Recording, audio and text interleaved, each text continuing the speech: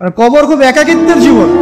আসলে মৌতের যে যন্ত্রণার কথা আমরা বলি না, এটা সবচেয়ে বড় বিষয়টা কি জানেন? এর শারীরিক কষ্ট তো আছেই, এই যে দুনিয়ার সবার থেকে বিচ্ছেদ, এটাই হচ্ছে যন্ত্রণা। সবার থেকে বিচ্ছেদ না, সবার থেকে বিচ্ছেদ হয়ে চলে যেতে হয়, এটা সবচেয়ে বড় যন্ত্রণা। মানুষ একা থাকতে চায় না। জেলখানায় যে মানুষকে বন্দি করে রাখে না, একাকিত্বের কষ্টে মানুষ বলে একা একা, আমি একা, কেউ নেই আমার সাথে, এটাই। এর উপর যদি আবার টর্চার করা হয়, রিমান্ড দেওয়া হয়, তাহলে কি অবস্থাটা হবে বোঝেন। এই হলো কবর, এই হলো কবর। একটা ঘটনা বলে শেষ করে দেই, যে একজন ব্যক্তি মারা গেছেন, আর মুসা আলাইহিস সালামের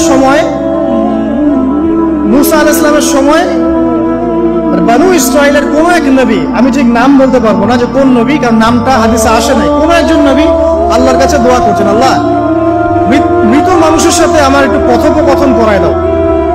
আমি জাস্ট একটু কথাবার্তা বলতে চাই যে মৃত মানুষটা কেমন আছে বা তাদের অবস্থাটা কি, আমি জানতে চাই।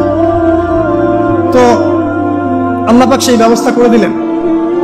তিনি একটা কবরের কাছে গিয়ে দাঁড়ালেন, একজন মৃত মানুষ উঠে আসলেন। এটা সায়েন্স বিশ্বাস নাও করতে পারে, আমাদের কোনো মাথা ব্যথা নেই, ঠিক আছে?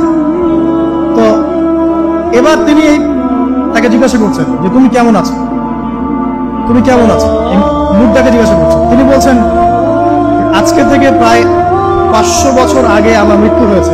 এই ব্যক্তি বলছে আজকে থেকে প্রায় 500 বছর আগে আমার মৃত্যু হয়েছে, এখন পর্যন্ত আমার গা থেকে, আমার আত্মা থেকে মৌতের যন্ত্রণা দূর হয় নাই। লা ইলাহা ইল্লাল্লাহ। তো এই হচ্ছে অবস্থা।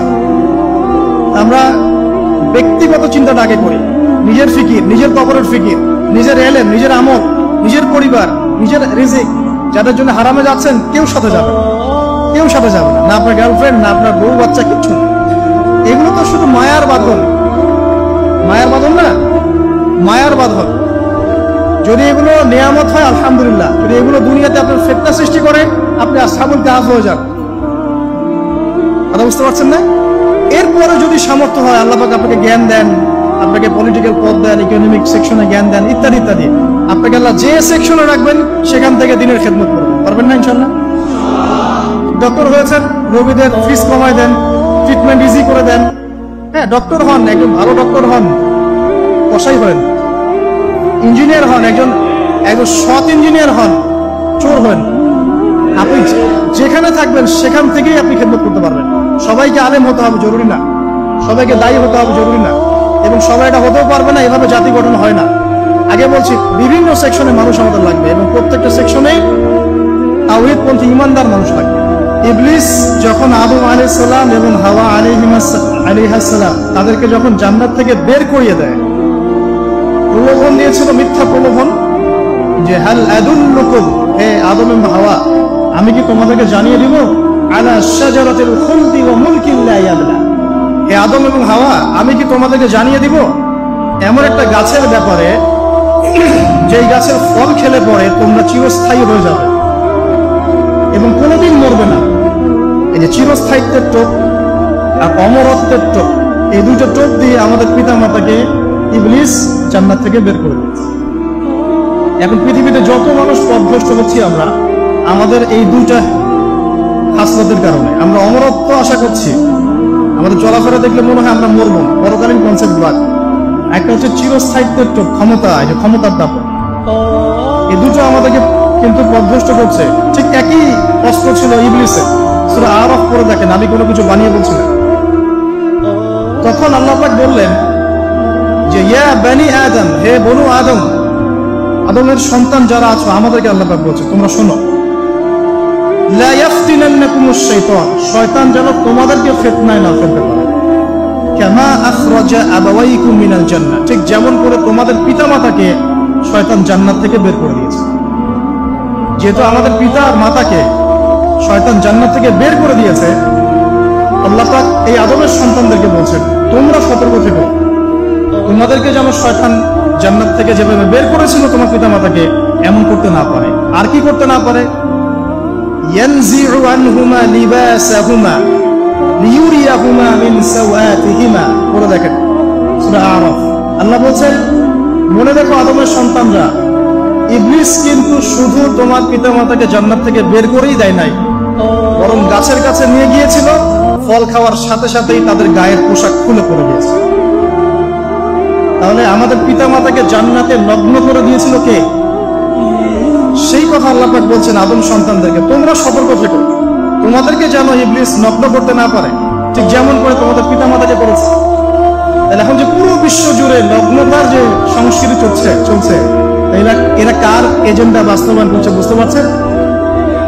কোরআন পড়েন, পৃথিবীতে যত সভ্যতা চলে গেছে, ব্যাবিলনের সভ্যতা, চাইনিজদের সভ্যতা, তারপরে যে আমাদের মাও সেতুং, ইতালি মুসোলিনি, এদিকে চ্যাপল সার্তে, এদিকে আপনার ফিডেল ক্যাস্ট্রোর কথা বলেন, ওই পশ্চিমা সভ্যতা বাদ দিয়ে যত বড় বড় সভ্যতা রিনাউন্ড, সবার পোশাক ছিল শালীন। আমি চ্যালেঞ্জ করলাম, বুঝে দেখেন, চাইনিজদের পোশাক দেখেন, আগেকার পোশাক, 1000 বছর আগের পোশাক, শালীন পোশাক, তারা কিন্তু মুসলিম ছিলেন না। আপনি এই ব্যাবিলনের সভ্যতা দেখেন, ব্যাবিলনের সভ্যতা অনেক প্রাচীন না? এই সভ্যতার পোশাক দেখবেন এটা অশালীন পোশাক ছিল না। এমনকি আইয়ামে জাহিলিয়াত যেটা আমরা বলি, নবী সাল্লাল্লাহু আলাইহি ওয়াসাল্লাম যখন জন্ম নেননি তার আগের সময়, ওই সময়ে যে মানুষ জেনা করতো, মেয়েকে যে কন্যা সন্তানকে জীবিত দাফন করতো, তারপরে ওদের পোশাক শালীন ছিল। হঠাৎ করে বিশ্বে একটা সভ্যতা আসলো পশ্চিম থেকে, তারা বলতো যে পোশাক শর্ট হতে হতে হতে হতে এক পর্যায়ে বিকিনি করে করা শুরু, এবং এখন ওরা সারা বিশ্বটা ছড়িয়ে দিচ্ছে, আমরা সবাই ওটাকে গ্রহণ করছি। আমরা বলছি 1000 বছরের সময়। এখন দেখেন আল্লাহ পাক কি বলছেন, ওয়াইদা ফাআলু ফাহিশাতান, ওই সূরার মধ্যে আছে, যখন তারা কোনো ফাহিশা কাজ করে তারা বলে, তারা বলে ওয়াজাদনা আলাইহি আবানা, আমরা এগুলো আমাদের বাপ দাদাদেরকে দেখেছি করতে। যখন তারা কোনো ফাহিশা কাজ করে তারা বলে, অশ্লীল কাজ করলে বলে, আমরা এগুলো দেখেছি বাপ দাদা পিতৃপুরুষ থেকে করে আসছি। আল্লাহু আমারানা বিহা, আল্লাহ আমাদেরকে আদেশ করেছে। আল্লাহ বলেন কুল ইন্নাল্লাহা লা ইয়া'মুরু বিল ফাহশা, আল্লাহ পাক কখনো অশ্লীল কাজের আদেশ করতে পারেন না। আচ্ছা, কুলুনা আল্লাহি মা লা তা'লামুন, তোমরা কি আল্লাহ সম্পর্কে এমন কথা বলছো যে কথা তোমরা জানো না? আল্লাহ কিসের আদেশ করেন? আল্লাহ বলেন কুল আমারা রাব্বি বিল কিসত, নবী বলে দিন আল্লাহ পাক আদেশ করেন ন্যায় বিচারের আদেশ করেন। ওয়া আকিমু ওয়ুজুহাকুম ইনদা কুল্লি মসজিদ, এবং প্রত্যেক নামাজের ওয়াক্তে নিজের চেহারাটাকে একনিষ্ঠভাবে আল্লাহর দিকে ফেরাবে, এই আদেশ আল্লাহ পাক করেন। ওয়া আকিমু ওয়ুজুহাকুম ইনদা কুল্লি মসজিদ ওয়াদউহু মুখলিসিনা লাহুদ্দিন, এবং একনিষ্ঠভাবে তোমরা আল্লাহকে ডাকবে, দোয়া করবে, এই আদেশ আল্লাহ পাক করেন। আল্লাহ পাক কি অশ্লীল কাজের আদেশ করতে পারেন? ইতিহাস পড়ে দেখেন, আমি নিজে হিস্ট্রির ছাত্র, আপনি পড়ে দেখবেন, পুরো ঐতিহাসিক পটভূমি পড়ে দেখবেন, মানুষ এই ঊনবিংশ শতাব্দী আসার আগে এত অশ্লীল ছিল না। এখনকার বিশ্বে যত সমস্যা চলছে, কয়েকটা বলি, রিবা বা সুদ, জেনা বা উন্মুক্ত যৌনাচার, তারপরে বেপরদামি অশ্লীলতা, 4 নাম্বার আপনার মাদক, ঠিক আছে, 5 যে বড় মহামারী পর্নোগ্রাফি, যত বড় বড় মেজর সমস্যাগুলো চলছে যেগুলো ইয়াং জেনারেশনকে ধ্বংস করে দিচ্ছে, এগুলোর ম্যাক্সিমাম এসেছে কিন্তু পশ্চিম থেকে।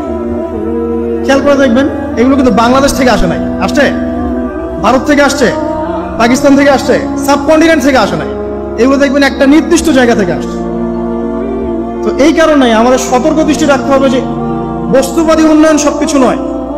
হ্যাঁ, আমরা জিডিপি বাড়ালাম, ইন্ডাস্ট্রিজ গড়লাম, মঙ্গলে চলে গেলাম, চাঁদে গেলাম, ওকে ফাইন, এগুলোর কেউ বিরোধিতা করবে না, এটা ভালো, নেশনকে এগিয়ে নিতে হবে, এটাই এডুকেট তারা এবং এডুকেটেই করতে হবে, কিন্তু নৈতিকতার বিসর্জন দিয়ে নয়। নৈতিকতার বিসর্জন দিয়ে ধর্ম থেকে দূরে চলে এসে নাস্তিকতায় বিশ্বাসী হয়ে আল্লাহকে বাদ দিয়ে, রাসূলকে বাদ দিয়ে এই বস্তুবাদী উন্নয়ন আমাদের পরকালকে বাঁচাতে পারবে না। তো পরকালকে বাঁচিয়ে রেখে আমার দুনিয়াকে উন্নয়ন করতে হবে, এবং দুনিয়ার উন্নয়নটা অবশ্যই জরুরি। সারা বিশ্ব যখন এগিয়ে যাচ্ছে, আমরা কেন পিছিয়ে থাকবো? আমি তো এটাও বলি যে এটা অনেক মাদ্রাসার লাইনে যারা আছেন তারা আমার সাথে একটু বিরোধিতা করেন এই বিষয়ে, কিন্তু আমি নিজেই বলি যে সিলেবাসের মধ্যে পরিবর্তন নিয়ে আসার চেষ্টা করতে হবে। শুধুমাত্র এককেন্দ্রিক শিক্ষায় কেন শিক্ষিত হব? এই যুগে চলার জন্য যে উপকারী জ্ঞানগুলো দরকার সেগুলো শিখতে হবে আমাদেরকে। আমাদের আইসিটির জ্ঞানের দরকার আছে, আমাদের ইংরেজির জ্ঞানের দরকার আছে, ম্যাথামেটিক্স দরকার আছে, সায়েন্সের দরকার আছে, আমাদের তথ্য প্রযুক্তি জানতে হবে, অর্থনীতির জ্ঞানের দরকার আছে, পলিটিক্যাল সায়েন্সের দরকার আছে, জিও পলিটিক্স দরকার আছে। এগুলো বাদ দিয়ে শুধু যদি আমি মুখস্থ করে যাই, এই জ্ঞানটা আমার কি কাজে দিবে আমাকে বলে? এই কথাটা অনেকে নেগেটিভলি নেয়, কিন্তু আমি আসলে তাদের ব্যাপারে তাদের সাথে তর্ক করতে চাই না। আমি আমার কনসেপ্ট লালন করি, আমি এতটুকুই বলছি। এবং যারা শিক্ষিত মহল আছেন, বুদ্ধিজীবী মহল আছেন, যারা দেশ সম্পর্কে ভাবেন, যাদের নিয়ে ভাবেন, উম্মাহ নিয়ে ভাবেন, তারা কিন্তু আমার সাথে একমত হবে ইনশাআল্লাহ যে আমরা কিন্তু এই জায়গাটাতে পিছিয়ে পড়তেছি। আল্লাহ পাক আমাদেরকে কনস্ট্রাকটিভ সিলেবাসে পড়াশোনা করার তৌফিক দান করুন, এবং জেনারেল লাইন থেকে আপনি বয়কট করে একদম ইয়েতে চলে আসতেছেন কেন? জেনারেল লাইনে পড়ছেন, পড়েন, আপনার এই জ্ঞানটাকে আপনি ইসলামের কল্যাণে কাজে লাগাতে পারবেন না? সবাইকে কি আলেম হতে হবে? সবাইকে মুফতি হবে, মুহাদ্দিস হবে? অর্থনীতিবিদের দরকার আছে না? পলিটিশিয়ানের দরকার আছে না? ডক্টর ইঞ্জিনিয়ার দরকার আছে না? সব সেক্টরের মানুষের দরকার আছে। আপনাদেরকে আপনাদের জায়গায় থাকতে হবে, ওখানে থেকে আপনার ইসলামের খেদমত করতে পারবেন না? একজন ডক্টর, তিনি কি ইসলামের খেদমত করতে পারবেন না ভাই? একজন সৎ নেতা, তিনি কি ইসলামের খেদমত করতে পারবেন না? একজন অর্থনীতিবিদ, তিনি যদি আল্লাহ পাকের হালাল হারাম মেনে অর্থনৈতিক বিধান চালু করেন, তিনি কি ইসলামের খেদমত করতে পারবেন না? তো সবাইকে কি বক্তা হইতে হবে? সবাইকে আলেম হতে হবে? এক নির্দিষ্ট একটা শ্রেণীর মানুষ আলেম হবে, নির্দিষ্ট একটা শ্রেণীর মানুষ প্রশাসনে থাকবে, নির্দিষ্ট একটা শ্রেণীর মানুষ জনপ্রতিনিধি হবে, নির্দিষ্ট শ্রেণীর মানুষ ইকোনমিক সেক্টরে থাকবে। এইভাবে আমরা একটা জাতি গঠন করব, এবং সবাই হবে উভয় দিকে শিক্ষিত। একজন আর্মি অফিসার, তার উচিত হবে ইমামতি করার যোগ্যতা অর্জন করা। একজন ডক্টর, তার উচিত হবে ইমামতি করার যোগ্যতা অর্জন করা। আবার একজন যিনি আলেম, তারও উচিত হবে এমন পড়াশোনা করা যে পড়াশোনা দিয়ে তিনি কোরআন সুন্নাহকে হাতে রেখে ওয়ার্ল্ড অ্যাফেয়ার্সকে ডিল করতে পারেন। তো এই বিষয়গুলো আমাদের একটা গ্যাপ চলে আসছে দীর্ঘদিন থেকে। আল্লাহ পাক আমাদেরকে বোঝার তৌফিক দান করুন। আর অ্যাটলিস্ট আমরা যদি নাই পারি, আমাদের দ্বারা যদি কিছু নাই হয়, অ্যাটলিস্ট আমাদের সন্তান সন্ততি যারা আসবে ভবিষ্যতে, আল্লাহ পাক তাদেরকে যেন ইসলামের জন্য কবুল করে নেয়। আমিন। আর ইসলামের জন্য কবুল করলে কারো কোনো ক্ষতি নাই। ইসলামের আন্ডারে প্রত্যেক অমুসলিমের সর্বোচ্চ অধিকার রক্ষা করা হয়, অন্য কোনো জায়গায় করা হয় না। এবং প্রত্যেকটা ধর্মগ্রন্থের মূল কথাগুলো দেখবেন একই রকম। এক আল্লাহর কথা বলছেন, একজন শেষ নবীর কথা বলছেন, সত্য কথা বলার কথা বলছেন, ন্যায়ের পথে চলার কথা বলছেন। প্রত্যেকটা ধর্মগ্রন্থ পড়ে দেখেন, এই যে ওল্ড টেস্টামেন্ট বলেন, নিউ টেস্টামেন্ট বলেন, বেদ বলেন, আপনি বাইবেল বলেন, পড়েন, একটু পড়েন, তুলনামূলক ধর্মতত্ত্বের বইগুলো পড়েন, দেখবেন অনেক মিল আছে। সবাই যদি যার যার ধর্ম পালন করেন, কোনো সমস্যা আছে? সবাই যদি যার যার ধর্মের নৈতিক বিষয়গুলো মেনে চলে, কোনো সমস্যা আছে? এই সহজ সরল কথাগুলো আমরা জনগণকে বোঝাতে ব্যর্থ হচ্ছি। এই সুযোগ নিয়ে এক শ্রেণীর মানুষ এক দলকে আরেক দলের বিরুদ্ধে লাগিয়ে দিচ্ছে, স্বার্থ খুঁজে, নিজের স্বার্থে, দুনিয়ার স্বার্থে, এবং ওই যে বললাম একটা সভ্যতার কথা, ওদের স্বার্থে শান্তিপূর্ণ একটা জনসমষ্টির মাঝে ফাসাদ লাগিয়ে দিচ্ছে উদ্দেশ্যপূর্ণ ভাবে কিছু মানুষ। এদেরকে চিনতে শিখুন, এদেরকে বয়কট করতে শিখুন। আল্লাহ পাক তৌফিক, বোঝার তৌফিক দান।